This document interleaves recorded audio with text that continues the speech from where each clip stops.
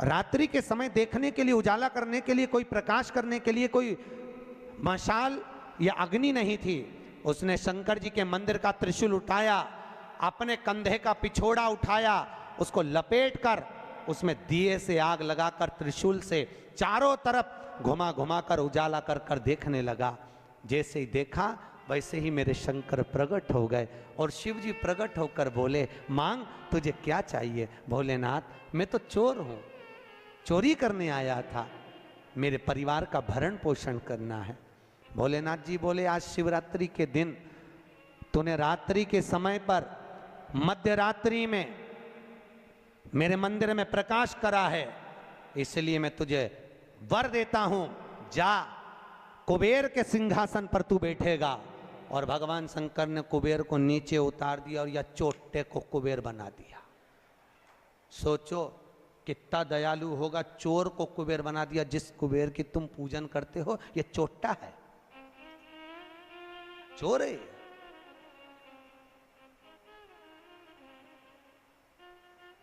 और यही कुबेर जब खूब धनपति बन गया, खूब अपार धन आ गया, तो इसने पूरे 33 करोड़ देवी देवताओं को निमंत्रण करने बुला लिया। आओ साहब हमारे यहाँ आकर भोजन करो। क्यों?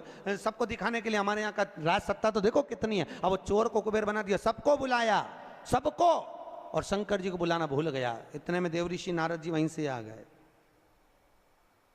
नारद जी ने कहा, क्या बात है कुबेर जी? कुबेर जी बोले, आज हमारे यहाँ भोजन है, कल आप भी आना, बड़े प्रेम से पाना। नारद जी बोले, हम तो पालेंगे, पर ये तो बता चोट्टे, तेरे को जिसने कुबेर बनाया उसको बुलाया? कि महाराज मैं उसको भूल गया।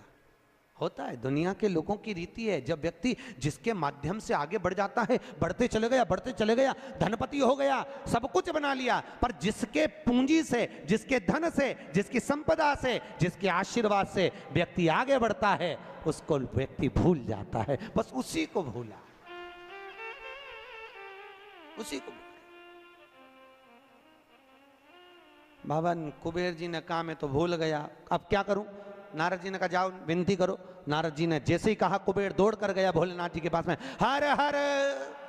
भोलेनाथ जी ने पूछा, बोलो क्या बात है? इतने में कुबेर बोला, प्रभु मेरे से गलती हो गई, मैं आपको निमंत्रण देना भूल गया। शंकर जी बोले, कोई बात नहीं, देखो ये बड़ी बड़ी पार्टियां तो मैं तो वैसे भी अटेंड नहीं करता भैया, इतनी बड़ी बड़ी पार्टी मैं अटेंड नहीं कर सकता, तो कौन अटेंड करेगा? इतने में भगवान भोलेनाथ जी बोले, मेरा जो छोटा बेटा है गणेश, वो अटेंड करेगा। इतने में कुबेर बोला, प्रभु वो इतना सा तो रखा है, क्या खाएगा? इतना तो केना था। शंकर भगवान को हंसी आ गई, इसीलिए तो उसको अटेंड करने भेज रहा हूं, इसीलिए उसको भेज। वो क्या खाएगा? बाबा भोलेनाथ जी बोले, अब तो इस समय बताएगा कितना खाता है। कार्तिकेय जी को गुस्सा आ गया। कार्तिकेय जी ने अंदर माता पार्वती से कहा, माँ माँ। माता पार्वती जी ने पूछा, क्या बात है? माँ घर का बड़ा बेटा कौन है? भगवान पार्वती जी ने कहा, कार्तिकेय तू। जब बड़ा बेटा मैं हूं तो सबसे पहले पार्टी अटेंड करने का हक किसका? तेरा। तो शंकर जी ने, पिताजी ने गणेश जी को कुबेर भैया के यहाँ भोजन करने क्यों भेजा? शंकर जी आएंगे, उनसे पूछेंगे। भोलेनाथ जी जैसे ही आए, पार्वती ने पूछा, क्यों उपद्रव करवाते हो प्रभु? ये सब प्रपंचा क्यों करवाते हो? जब तुम्हारे दोनों बेटे बराबर हैं तो फिर ये बड़े को तुमने भेजा क्यों नहीं? इतने में शंकर जी बोले, मुझे मालूम है कहाँ पर, कौन सी पार्टी में, किसके घर किसको भेजना, लिफाफा लेके। मुझे सब मालूम, कौन सी शादी किसको अटेंड कराना ये मुझे मालूम है, इसलिए मैंने गणेश जी को वहां भेजा। और गणेश जी से कहा, बेटा अच्छे से जीवना। गणेश जी बोले, पिताजी नाक कटाऊंगा नहीं, क्योंकि नाक मेरी लंबी है, तुम चिंता करो मत। जीवने बैठा तो उठूंगा नहीं जब तक आपकी सूचना आएगी नहीं। और गणेश जी महाराज पहुंच गए। शाम को 7 बजे भोजन का टाइम, 4 बजे पहुंच गए। और 4 बजे जैसे गणेश जी पहुंचे, आवाज लगाई, कुबेर भैया, कुबेर भैया। अब जैसे ही बोले कुबेर भैया, तो कुबेर भैया तो नहीं आए। कुबेर जी की धर्म पत्नी निकल कर बाहर आ गई। और कुबेर जी की पत्नी ने कहा, गणेश जी भोजन का टाइम तो 7 बजे। इतने में गणेश जी बोले, भाभी जी सब लोग जिमने आ जाएंगे, मैं छोटा सा कहाँ बैठ के जिमूंगा, इसलिए आ गया। अंदर से कुबेर जी बोले, अब आ गया है तो जिम लेने दो। अच्छा है, जितने जिम के जाएंगे टाइम तो निकल जाएगा, और समय 33 करोड़ देवी देवता का भोजन बना, इसको जल्दी जल्दी जिमा जुमू के न चीत कर। ऐसे गणेश गणेश जी को बिठाया, आओ गणेश जी बैठो। भाभी ने कहा बैठो, गणेश जी बोले भाभी बैठ जाऊं? हाँ बैठ जा। चौकी लगा के गणेश जी के बिठा दिया और अब थाली जैसे ही लगी, भाभी थाली लगा के लाई, गणेश जी खाते गए। जैसे खाते गए 33 करोड़ देवी देवता का भोजन 15 मिनट में निपटा गया। 33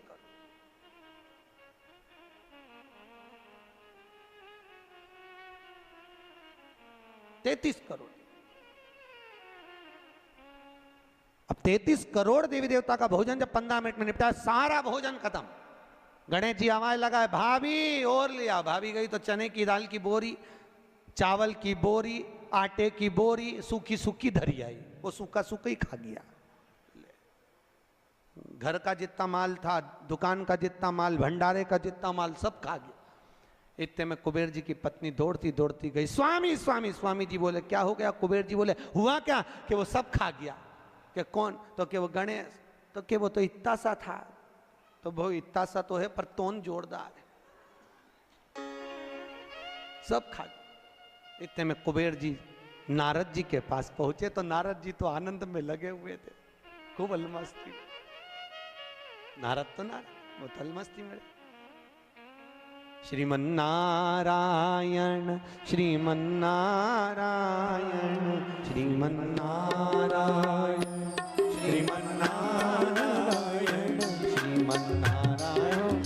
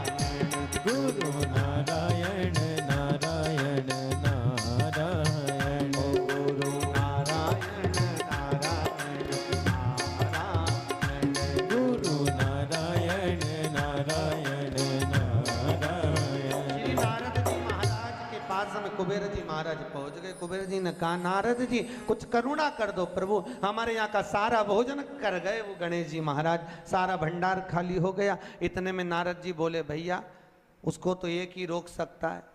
कौन? कौन रोकेगा? कि भोलेनाथ जी के सिवाय कोई नहीं रोक सकता। जाओ भोलेनाथ जी से विनती करो।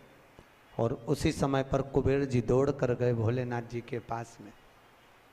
हे शिव, हे शंकर, हे कैलाशी, हे अविनाशी, हे भोलेनाथ। भोलेनाथ जी ने पूछा बोलो क्या बात है कुबेर, तुम्हारा मुख उतरा हुआ है?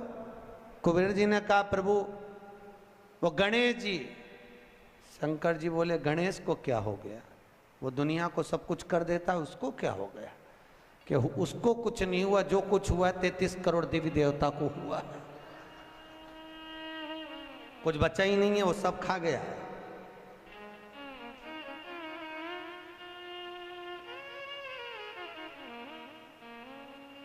भगवान शिव ने कहा क्या चाहते हो?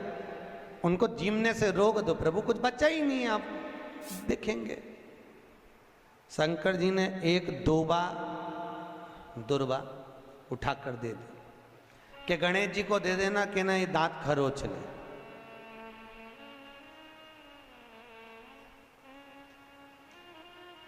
कुबेर जी लेके एक दूबा चले। कुबेर जी ने सोचा खाया इतना है तो एक दूबा से क्या काम चलेगा। जाते जाते उन्होंने दूबा की गड्डी बना ली। आज भी नियम है, गणेश जी को ढेर सारी दूबा चढ़ाने की जरूरत नहीं है। शिव जी ने एक दुर्बा गणेश जी को दी थी, इसलिए एक दुर्बा गणेश जी को चढ़ा दो तो गणेश जी स्वीकार कर लेते हैं। ढेर सारी चढ़ाने से कोई लाभ नहीं है कि बहुत सारी चढ़ाएंगे तो गणेश जी राजी होंगे। तो कुबेर जी ने चलते चलते बहुत सारी उठा ली थी, गणेश जी को ले जाके दे दी। लो प्रभु ये कहां चढ़ाते हैं दुर्बा? गणेश जी का जो दांत टूटा है उस दांत की ओर गणेश जी को दुर्बा समर्पित करी जाती है। इसलिए हमारे हिंदू धर्म में दो तरह के गणेश जी का प्रमाण कहा जाता है, एक राइट सूंड के गणेश, एक लेफ्ट सूंड के गणेश। राइट सूंड का जो गणेश होता है वो घर में रखा जाता है, और लेफ्ट सूंड का जो गणेश होता है वो अपने ऑफिस में, व्यापार की जगह पर, दुकान में, धंधे में, पानी में, सर्विस में, नौकरी में लेफ्ट सूंड का गणेश रखा जाता है।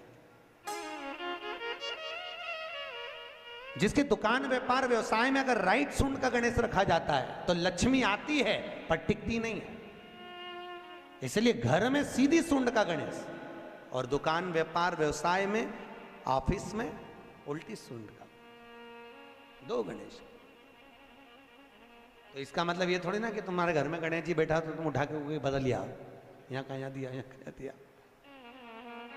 अब रखे रहने। हमेशा याद रखो, गणेश चतुर्थी के बाद अनंत चतुर्दशी पर जब गणेश जी का विसर्जन करते हैं तो गणेश जी की 2 धर्म पत्नियां, वैसे तो गणेश जी की कुल मिला के 5 पत्नी, कितनी है? गणेश जी की 5 पत्नी। पहली श्री, दूसरी तुष्टि, तीसरी पुष्टि, चौथी रिद्धि और 5वीं सिद्धि। कितनी है? 5। ये व्यक्ति के नाम के आगे जो लिखा रहता है ना श्रीमान, ये श्री संबोधन कहाँ से आया? और एक पीछे लिखते हैं, जैसे नाम के आगे लिखते हैं श्री और पीछे लगाते हैं जा में ई की मात्रा जी। लिखते हैं कि इधर नहीं लिखते? लिखते हैं श्रीमान अग्नि प्रसाद जी, श्रीमान बद्री प्रसाद जी, श्रीमान हरीश प्रसाद जी। तो श्री आगे क्यों आया और जी पीछे क्यों आया? कौन ने लगाया? किस लिए लगाया? कौन ने बताया कि आगे श्री लिखो? किसी के नाम के आगे जी लिख दे, पीछे श्री लिख दे, मर्जी अपनी, अपन कुछ भी लिख सकते हैं। और किसने कहा कि आगे श्री लिखो? क्योंकि गणेश जी महाराज जब विवाह करने जा रहे थे और गणेश जी की जब बारात जा रही थी तो यमुना जी के तट पर गणेश जी की प्रथम पत्नी श्री गणेश जी के चरण पखारने के लिए खड़ी हो गई। और प्रथम गिनती में जब गणेश जी चलने लगे तो श्री ने उनके चरणों को रोक लिया और कहा प्रभु मैंने आपका आवाहन करा है, मैं आपको अपने पति के रूप में देखती हूँ। भगवान गणेश जी ने कहा, तूने प्रथमता में मुझे पाया है, जिसके नाम के आगे तेरा संबोधन लगा रहेगा वो जगत में प्रसिद्ध होता चले जाएगा। इसलिए श्रीमान लिखा जाता है। अब जी का संबोधन कहां से आया वो भी समझ लीजिए। हर कहीं से थोड़ी ना लगा दिया जाता है कि जी कहां से आ गया। एक पत्नी भी लगाती है ए जी, और जब वो बोले ए जी तो तुरंत खसक लो जी, नहीं तो 500 गया जी। उसके जी में थोड़ा भारीपन है।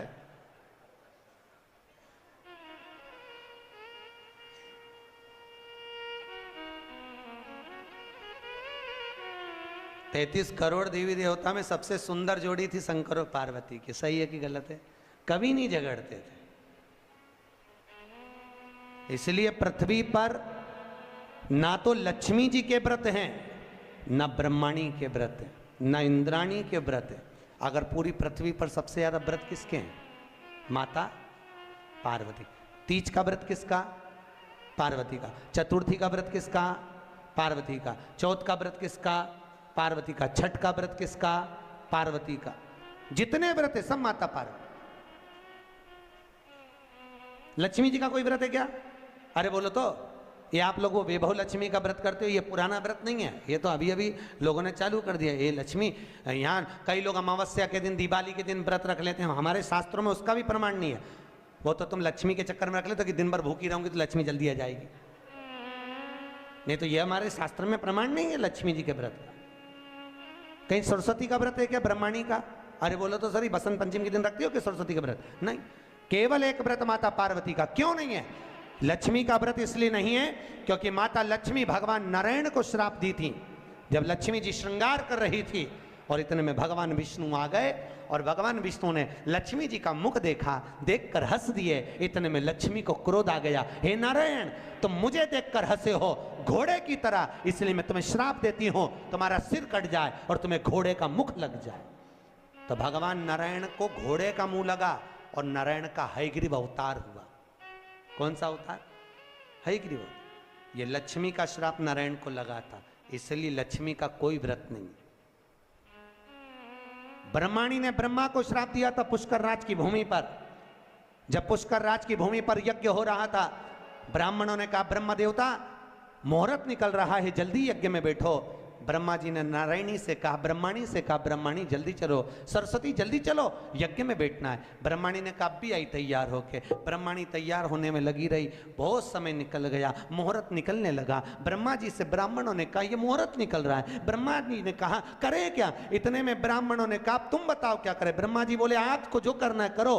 ब्राह्मणों ने गाय को पकड़ कर ले आए और गौ माता को खड़ी कर कर गाय के सामने वेद ध्वनि करना प्रारंभ करा। जब वेद ध्वनि करी तो गाय के मुख से वेद माता गायत्री को प्रकट कर लिया।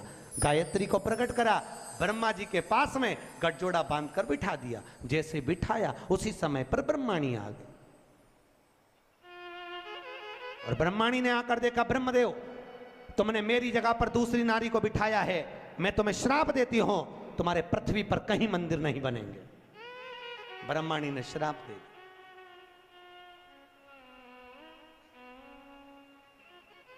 कहीं पर मंदिर है ब्रह्मा जी का? केवल एक जगह पुष्कर जी में, जहां यज्ञ करा था वहां। तो ब्रह्माणी ने ब्रह्मा को श्राप दिया, लक्ष्मी ने नारायण को श्राप दिया, इंद्राणी ने इंद्र को श्राप दिया, पर एक माता पार्वती ऐसी थी जो कभी ऊंची आवाज में बात नहीं करती थी। इसलिए पृथ्वी पर सबसे ज्यादा व्रत माता पार्वती के होते हैं। व्रत तुम्हारे भी चालू हो सकते हैं, तुम ऊंची आवाज में नहीं बोलो तो।